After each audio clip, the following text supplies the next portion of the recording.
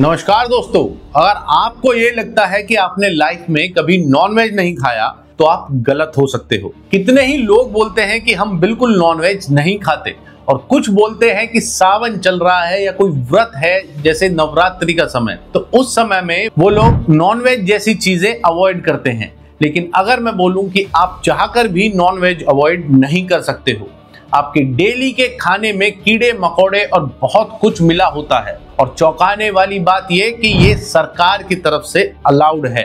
आप जानते ही नहीं कि अपनी डेली डाइट में कितने कीड़े मकोड़े खा जाते हो। और सिर्फ कीड़े मकोड़े ही नहीं, मक्खियां, उनके अंडे तक, चूहों के बाल, सब आपके वेजिटेरियन फूड में शामिल होते हैं। और ये गवर्नमेंट की तरफ से बिल्कुल अलाउड है। सरकार ने इसे मंजूरी दी है कि एक सर्टेन लिमिट तक कीड़े अगर आपके खाने में हैं तो वो एक हेल्दी फूड माना जाएगा। यानी कि आप वेजिटेरियन तभी तक हो जब आप एक लिमिट में, यानी कि कम कीड़े खा रहे हो। आप रोज दाल चावल ब्रेड बिस्किट खाते हो, लेकिन इस खाने में भी हो सकते हैं बहुत से कीड़े। ये कोई कॉन्स्पिरेसी थ्योरी नहीं है, ये बिल्कुल सच है और ये सब डॉक्यूमेंटेड है। जैसे चॉकलेट में इंसेक्ट पार्ट्स, टोमेटो सॉस में मैगेट्स कुछ इस तरह के छोटे छोटे कीड़े होते हैं। पीनट बटर में चूहे के बाल तक होते हैं जो पिसने के बाद आपको दिखाई नहीं देते। तो तैयार हो जाइए एक ऐसे ही एक्सपोजर के लिए जो आपकी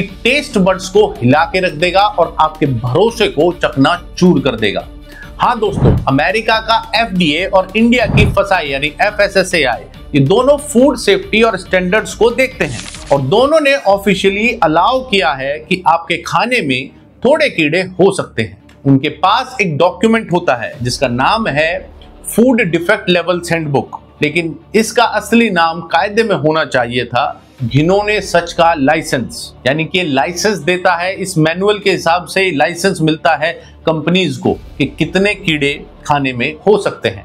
FDA कहता है कि चॉकलेट में 60 इंसेक्ट फ्रेगमेंट्स हो सकते हैं, यानी कीड़ों के टुकड़े, वो भी सिर्फ हर 100 ग्राम चॉकलेट में। सिनामन में 400 कीड़े के टुकड़े अलाउड हैं और टोमेटो सॉस में 15 मक्खियों के अंडे और 1 मैगट तक भी अलाउड है। मतलब सोचिए, आप पिज्जा खा रहे हो या मक्खियों के बच्चे। आप सोच रहे होंगे कि ये तो अमेरिका की बात है या जंक फूड की बात है सर, लेकिन इंडिया में क्या हमारे यहाँ सब कुछ शुद्ध है? गलत सोचा। FSSAI भी काफी जनरस है इंसेक्ट्स के मामले में। व्हीट यानी गेहूं में 4% तक इंसेक्ट डैमेज ग्रेन्स अलाउड हैं। टी यानी चाय में लीव्स में इंसेक्ट फ्रेगमेंट्स अलाउड हैं। यानी आप अपने दिन की शुरुआत कुछ कीड़ों के टेस्ट से करते हो जब आप चाय पीते हो। और स्पाइसेस यानी मसाले, उनमें तो इंसेक्ट्स का खजाना छुपा हुआ है। मिर्ची, हल्दी, जीरा, सब में इंसेक्ट्स लीगली अलाउड हैं। अब समझे ये खाने में टेस्ट कहां से आ रहा है। और ये मैं अपनी तरफ से नहीं बोल रहा हूं, आप FSSAI का मैनुअल पढ़ सकते हैं, उसमें हर खाने में कितने कीड़े अलाउड हैं वो सब लिखा होता है। यहां तक कि मरकरी जैसा सब्सटेंस भी अलाउड होता है। लेकिन ये सब होता कैसे है? ये सब कोई एक्सीडेंट नहीं, ये पूरी तरह प्रोडक्शन प्रोसेस का हिस्सा है। जब आपका फेवरेट आटा बनता है, उससे पहले गेहूं को बड़े बड़े गोदामों में स्टोर किया जाता है। इन स्टोरेज एरियाज में ह्यूमिडिटी और गर्म टेम्परेचर की वजह से कीड़े पैदा हो जाते हैं। उन्हीं ग्रेन्स को बिना 100% सफाई के चक्की में भेज दिया जाता है पिसने के लिए। राइस पॉलिश करने के दौरान भी कई बार छोटी छोटी भूल या मशीन्स की लिमिटेशन के कारण इंसेक्ट पार्ट्स राइस के साथ रह जाते हैं। ये कंटेमिनेशन एक बड़ी स्टेज पर पकड़ना बहुत ही मुश्किल होता है। अब स्पाइसेस की बात करें तो मिर्ची, धनिया, हल्दी जैसे मसाले खुले में या सनलाइट में सुखाए जाते हैं। वहां इंसेक्ट्स अपना पूरा पिकनिक सेलिब्रेट करते हैं। जब ये स्पाइसेस ग्राइंड होते हैं तो ये कीड़े भी पाउडर के साथ पिस जाते हैं। मतलब जब आप सोच रहे होते हो कि गरम मसाला डालते हैं, तो असल में आप गरम कीड़े मकोड़े का मसाला 1 चम्मच भरकर डोज ले रहे हो। अब थोड़ा लेवल और बढ़ाते हैं। आपने कभी कैंड टमाटो या मशरूम्स खोलते ही एक अजीब सी स्मेल महसूस की होगी, या कुछ कैंड या पैक्ड फूड्स में भी ये स्मेल आती है। क्यों होता है ये? क्योंकि वो टमाटो नहीं, कीड़ों का मेला होता है। FBI कहता है कि कैंड मशरूम्स में 20 वॉर्म्स तक अलाउड हैं, मक्खियों के अंडे अलाउड हैं और एक पूरा का पूरा मैगट भी लीगल लेवल पे अलाउड है। ये कोई हॉरर मूवी नहीं, ये एक हॉरर रेसिपी बुक है। सोचिए, आप पास्ता खा रहे हैं या पैरासाइट निकल रहे हैं। रोडेंट हेयर्स यानी चूहे के बाल सिर्फ सपनों में नहीं, आपके खाने में भी मौजूद होते हैं। पीनट बटर में 1 रोडेंट हेयर पर 100 ग्राम में अलाउड होता है। सिनेमन में 11 रोडेंट हेयर्स तक अलाउड हो सकते हैं, यानी चूहे के बाल अलाउड है। मतलब आप बटर टोस्ट नहीं, चूहा टोस्ट खा रहे हो। सरकार कहती है चिंता की कोई बात नहीं, जब तक चूहा जिंदा ना हो तब तक सेफ है भाई।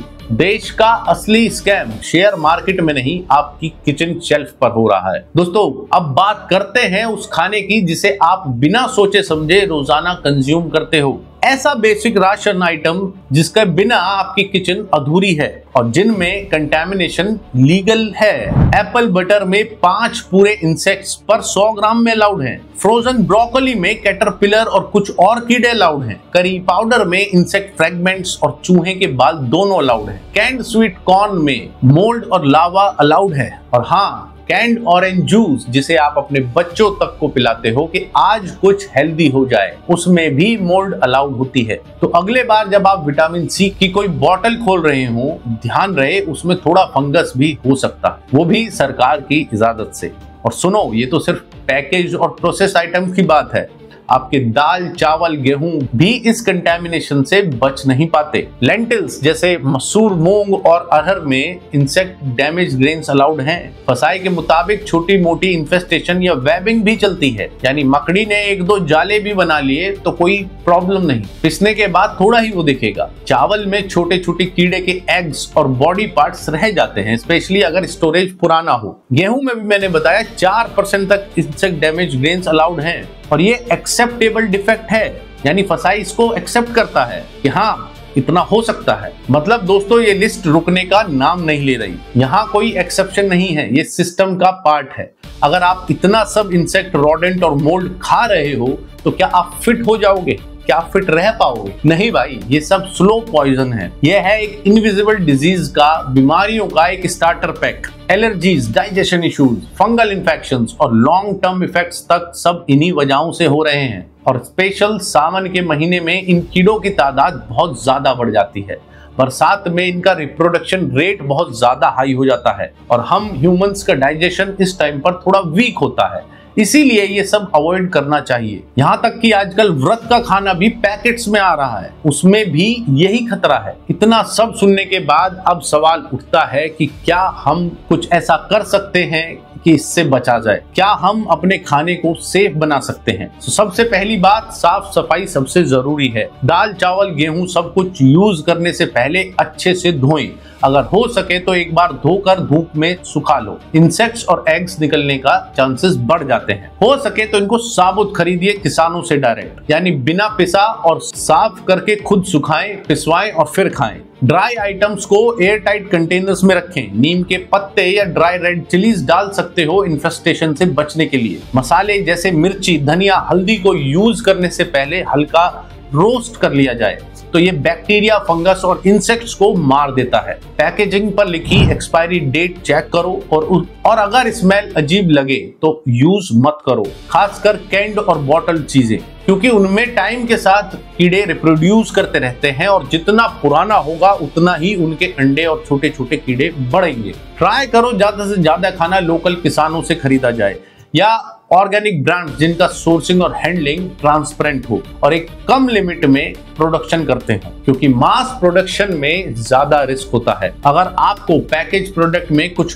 गंदा मिले, तुरंत फसाई के कंज्यूमर हेल्पलाइन पे कंप्लेंट करो। हर पैकेट पे फसाई का नंबर होता है। और सबसे जरूरी बात, अवेयरनेस फैलाओ। ये वीडियो जैसे और भी कंटेंट लोगों तक पहुंचाए, इसे शेयर करें। जब तक लोग जागरूक नहीं होंगे, कंटेमिनेशन चलता रहेगा, बच्चे बूढ़े सब बीमार पड़ते रहेंगे। तो अब कमेंट करके ये जरूर बताएं कि क्या इसके हिसाब से कोई ऐसा बचता है क्या जो डेली खाने में नॉन वेज ना खा रहा हो, ये गंदगी ना खा रहा हो? आपको क्या लगता है? मिलते हैं नेक्स्ट वीडियो में। जय हिंद।